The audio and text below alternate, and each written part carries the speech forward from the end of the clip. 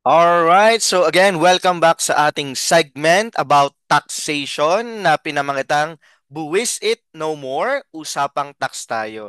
And this time, ang pag-uusapan naman natin ay the inherent powers of the state. Okay, so kung ano naman yan, pag-usapan natin dito sa video lecture na to. Okay, so ano ba itong sinasabi na inherent powers of the state? So pag sinabi po nating inherent, ibig sabihin embedded na, natural na, okay, sa isang bansa. So ang ibig sabihin po nito, ang isang malayang bansa, isang sovereignty, okay, ay meron tinatawag na inherent power. So meaning, basta may isang malayang bansa, meron na talaga siyang embedded na kapangyarihan. At itong mga kapangyarihan nito ay not necessarily dapat makikita mo sa Constitution. So kung sa Pilipinas, kahit walang Philippine Constitution, automatic meron pong mga inherent power. So tatandaan po natin ang sa Pilipinas, the Philippine Constitution gives constitutional limitation para dito sa mga kapangyarihan na to. Kasi nga, 'di ba, every power is subject to abuse. Kaya na andyan si Constitution. So nagbibigay siya ng limitation. Pero the bansa itself, the country itself ay meron na talagang embedded na kapangyarihan or inherent power ang tawag. So yun po yung ibig sabihin nun. Ngayon, okay, so ano ba yung three inherent powers of the state? So pag-usapan natin, meron po tayong tatlo. Number one, the power of taxation na na-discuss na natin in details dun sa nauna nating video. Pero syempre, dadaanan pa rin natin dito sa video na to. Number two, meron tayong tinatawag na police power. And then number three, meron tayong tinatawag na the power of eminent domain. So ano ba yung mga yan? Ipapaliwanag natin. Punta muna tayo dun sa power of taxation. So yung power of taxation na discuss na natin last time, ito yung sa lahat ng power, ito yung pinakamakapangyarihan. Kasi pangungulek ito ay pagpapataw at saka pangungulekta ng buwis na alam naman natin na kailangan para tumakbo ang lahat ng activities ng isang bansa.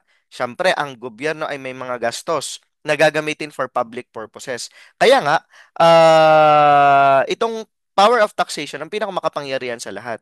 And tatandaan natin na this is legislative in nature. So, ibig sabihin, ang pwede lang po na mag-levy or magpataw ng tax ay ang ating legislative body sa government. So kung sa gobyerno, okay, ito yung tinatawag nating Congress. At yung Congress ay nahahati sa upper house at saka sa lower house. So yung upper house, yan yung Senate.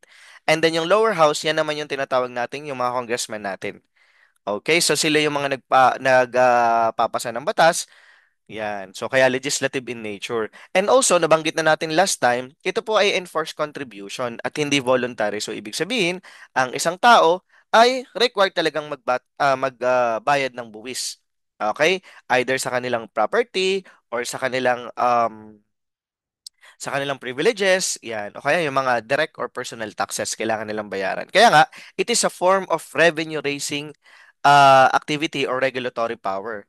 So, syempre, kailangan nga ng pondo ng gobyerno para makapagpagawa ng mga uh, for example, mga public hospital, yan, yung mga daan, okay, na nagagamit ng lahat.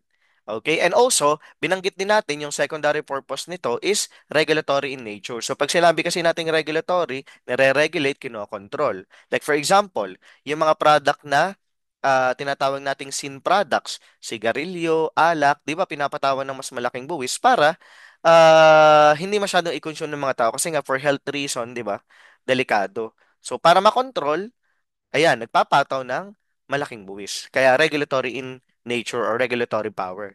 So, okay na tayo dun sa power of taxation kasi na-discuss na rin naman natin ito dun sa unang video lecture. Okay, dito naman tayo sa police power. So, ano ba yan? Yung police power ay naandyan to create peace and order. Siyempre, para hindi tayo in chaos para for the general welfare ng lahat. Okay? Nakalagay dito, to promote health. Like for example, yung mga ordinance na ipinapasa ng local government unit. For example, sa Davao, 'di ba? Yung bawal manigarilyo. Mm. Kumbaga, kung maninigarilyo may designated place lang. Sa Baguio, ganun din. Okay, may mga designated places lang. Siyempre, to promote health, 'di ba? Or safety, yung mga batas natin na kine-create diyan. Like for example, yung mga curfew dun sa ibang lugar. 'di ba? So, itong police power ay naandyan para sa kaayusan, 'di ba? Peace and order. At kasi kung hindi i-exercise ng government ang kanyang police power, ay di wala tayong sistema, kumbaga magulo. Okay? So, kinreate po naandyan po ang police power for the general welfare ng lahat, para sa kabutihan ng lahat, para sa kaayusan ng lahat. So, yun. Okay. So, pag-usapan naman natin yung the power of eminent domain. So, pag sinabi kasi nating power of eminent domain, okay, may kapangyarihan ang gobyerno na bilhin or kuhain ang isang private property na gagamitin for for public purposes. Ano po ang example nito? Okay? For example, may gagawing farm to market road, malaking daan, or magkakaroon ng road widening. Okay, syempre, makikinabang ang lahat dito. Eh ngayon, nakaharang yung iyong bahay, o yung pinagtitirikan ng iyong bahay, at saka yung lupa. 'Di ba? So, ano ang gagawin ng gobyerno? So, kakausapin ka ng government, tapos, syempre, babayaran ka. Ang tawag po natin ay just compensation. So, ibig sabihin ng just compensation, yan po yung kung magkano yung fair market value at the time na bibilin yung iyong lupa or yung iyong private property. Okay, so kasi nga, nakaharang yung iyong bahay at lupa doon, ay maggagawa ng daan or road widening, so nakakasagabal. So pwedeng i-exercise ng government yung kapangyarihan niya to take the private property for public purpose. Again ha, dapat po ay for public purpose and with just compensation. So ibig sabihin, babayaran talaga ng fair amount, okay, na nakabase sa fair market value. Okay? At the time na i-exercise yung power. Okay? Ngayon, may nagtanong sa akin last time, pwede ka bang tumanggi? Halimbawa, ikaw yung may-ari ng private property. Pwede ka bang tumanggi na hindi ibenta? Okay? So, hindi mo kasi pwedeng questionin hindi mo pwedeng questionin yung inherent power of the state na eminent domain. Kasi nga, yun ay embedded na sa kanya. Okay? Ang pwede mong questionin ay kung paano in-exercise ng government yung eminent domain. Like for example, 'di ba? Pwede mong questionin na baka hindi siya for public purpose or for public use kasi dapat for public use eh, 'di ba? And baka mamaya hindi ka binabayaran ng tama.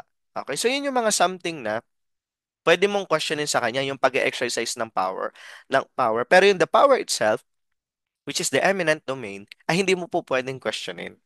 Okay, pero yun nga, kapag napatunayan, for example sa korte, na siya ay for public use naman talaga and then may just compensation, wala ka talaga magagawa. You have to sell the private property to the government. Kasi ito naman ay para sa lahat at makikinabang ang lahat. Napakadamot mo naman, di ba, kung hindi mo gagawin kasi makikinabang ka rin din naman dito. Okay, so to summarize, ito po yung mga kapangyarihan, di ba? The power of taxation para makapag-raise ng revenue and makapag-control or regulate. Number two, the police power for the general welfare at saka sa peace and order ng lahat. So, kaayusan ng lahat. And then, the eminent domain, which is to take the private property, but again, dapat ay for public use and with just compensation. So, patas ang bayad, nakabase sa fair market value. Okay, so again, ito pong makapangyarihan na to ay embedded sa isang malayang bansa. Yan. Okay, so I think hanggang doon na lang muna yung ating short video and sana meron tayong natutunan kahit kaunti dito sa ating ginawang short video lecture. Again, thank you very much and tune in lang kayo para dun sa mga susunod pa nating video lecture.